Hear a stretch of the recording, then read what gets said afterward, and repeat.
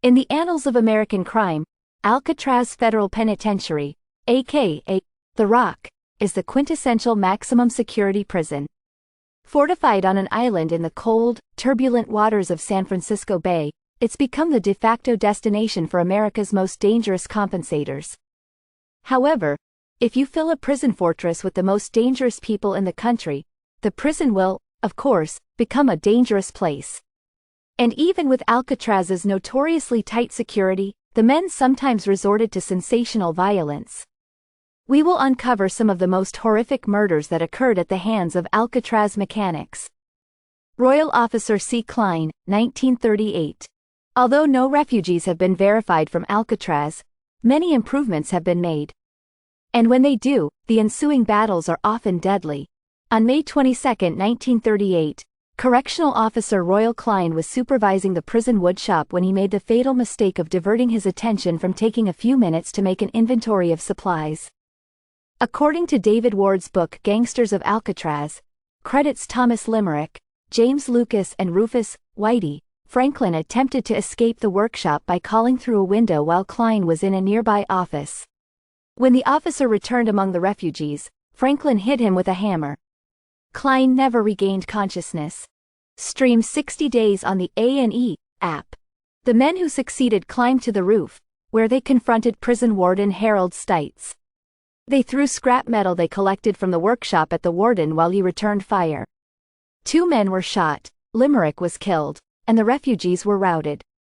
The surviving prisoners were sentenced to life in prison for Klein's murder. Rufus McCain, born 1940. Like Klein's murder, Rufus McCain's murder stemmed from an attempt to escape from Alcatraz. However, while Klein was a keeper, McCain was a winner. He attempted to escape from Alcatraz with 2 other contractors on January 13, 1939. But like all escape attempts from Alcatraz, the prospect failed and one of his co-conspirators, Arthur Barker, was shot and killed by guards during the attempt. Less than a year later, another surviving escapee, Henri Young, stabbed McCain to death with a sharp spoon. He never explained his motives. In 1995, McCain's murder, and Young's subsequent trial, became the basis for Murder in the First, a film starring Christian Slater. According to author David Ward, Young's defense team attempted to claim that conditions at Alcatraz were so inhumane that they drove him to commit murder. They put the agency on trial, Ward said. Both put the agency on trial. In Young's case, that defense failed. He was convicted of murder. Maurice Herring, 1942. Other Alcatraz killers found more sympathetic juries. One notable case involved the murder of Maurice Herring, who had been fighting in the bathroom with inmate Cecil Snow. According to witnesses, Herring, the stronger of the two, had knocked Snow to the floor and was riding on top of him and hitting him on the head when Snow, brandishing a knife, stabbed his attacker in the chest and thigh, the latter injury resulting in a severed artery.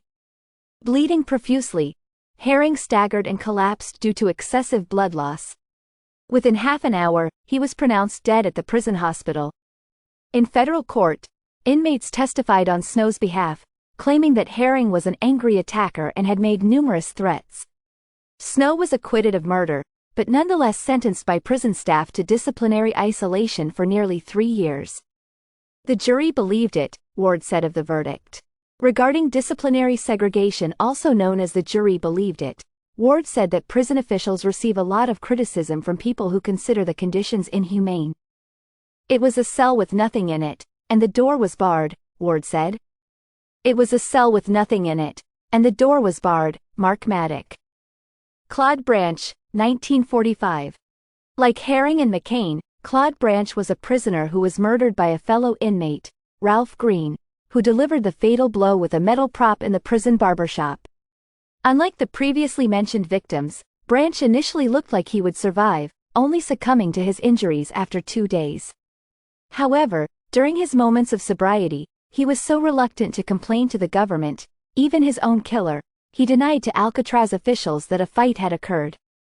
Ward saw Branch's refusal as emblematic of the convict code of conduct that was Alcatraz's norm. Ward explains the principles of the code. You must not do anything that interferes with the play or activities of other inmates. You should not do anything to help the staff. You should be quiet and alone.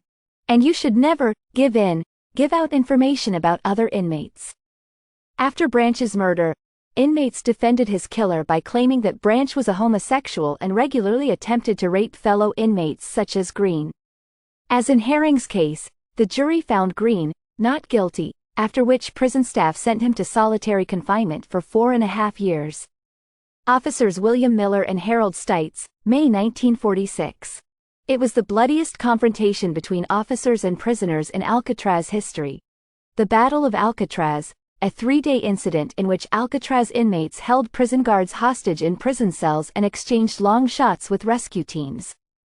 The takeover attempt was masterminded by bank robber Bernard Coy, who, working with other inmates, overpowered a guard and then quickly gained access to the prison's stockpile of weapons and ammunition, allowing them to effectively take over the prison. The plan, as originally designed, required using a key to get out of the cell block and onto the docks, where the prisoners would board a boat to San Francisco and be free. Officer Miller, who was being held hostage, hid the key from the prisoners in the holding cell toilet. Miller and several other prison guards were shot and tortured by inmates while chasing the key. Miller died from his injuries, but not before he managed to identify the killer as inmate Joseph Kretzer. Officer Harold Stites, who helped neutralize the escape attempt that claimed the life of Officer Royal Klein, was shot to death in a shootout between guards and inmates. Coy also died, along with 2 other inmates. The 3 surviving conspirators were tried and convicted of the murders, after which they tried to escape again. Thank you for watching. Help the channel grow by liking, commenting, subscribing.